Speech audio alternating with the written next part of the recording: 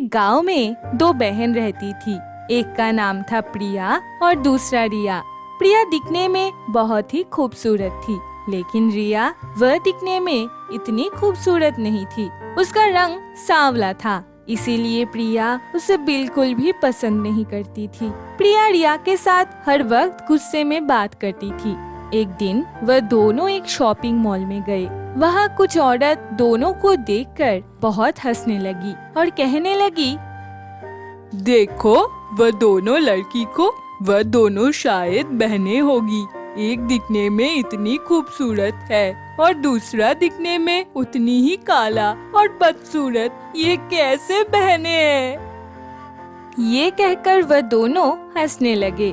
ये बात सुनकर प्रिया बहुत गुस्से में आ जाती है और वह शॉपिंग ना करके घर वापस लौट आती है।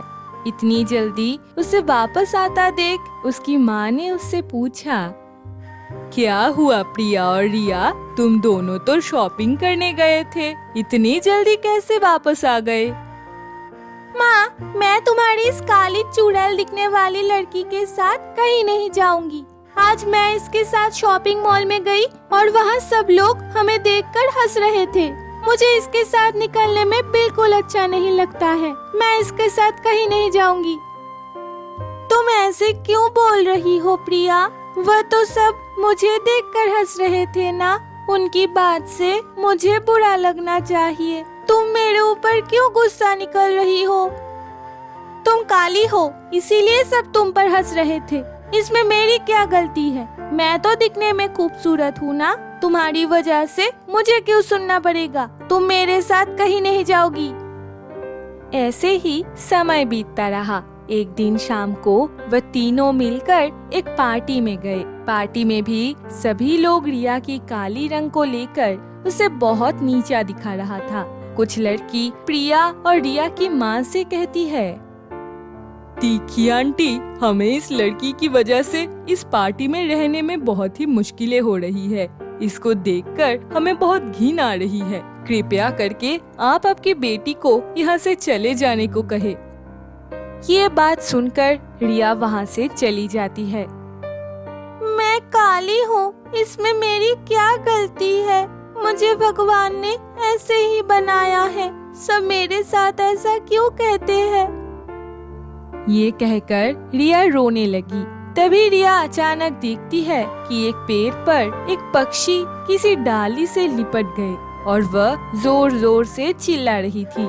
तभी वहाँ जाकर उस पक्षी को फिर से आजाद कर देती है और पक्षी वहाँ से उड़ जाती है।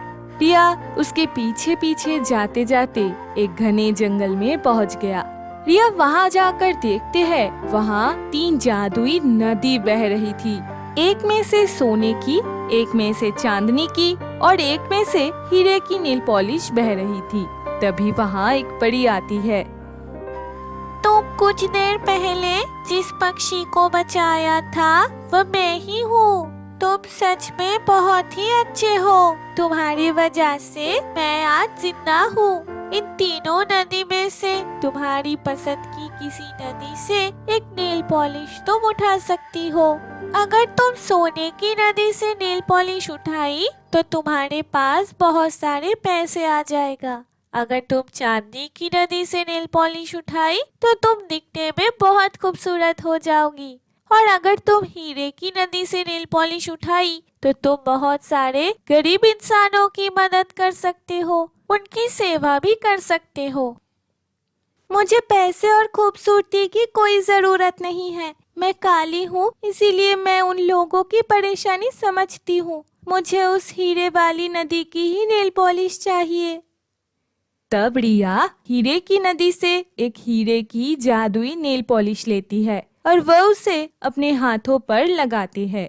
वह नेल पॉलिश अपने हाथों में लगाते ही रिया देखने में बहुत ही खूबसूरत हो जाती है। तभी उससे परी कहती है, तुम्हें किसी की सेवा करने की कोई जरूरत नहीं है। मैं तो तुम्हारी परीक्षा ले रही थी। तुम बहुत ही अच्छे हो, इसीलिए तुम अपने मन की तरह खूबसूरत हो गई हो। तुम्हें किसी का भी सेवा नहीं करना पड़ेगा। ये लो, जादुई सोने की और चांदी की नेल पॉलिश भी तुम अपने पास रखो। अब से तुम्हें जिस चीज की भी जरूरत होगी तुम इससे मांग लेना। फिर रिया वह नेल पॉलिश लेके अपने घर वापस लौट आता है।